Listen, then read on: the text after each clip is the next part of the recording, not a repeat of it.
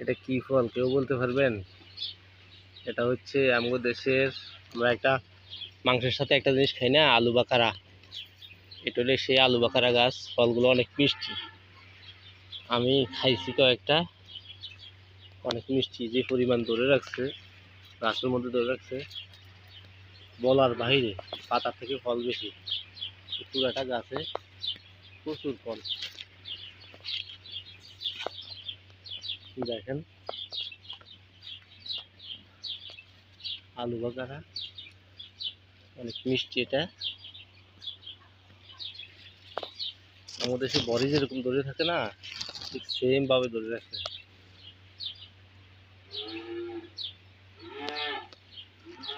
খায় না এদেশের মানুষ, এগুলা পুরাইটা খায় না। কত খাইবো, মানুষ কম, গাছ গাছেরই বেশি, ফল ফ্রুট গাছ বেশি, কত খাইবো।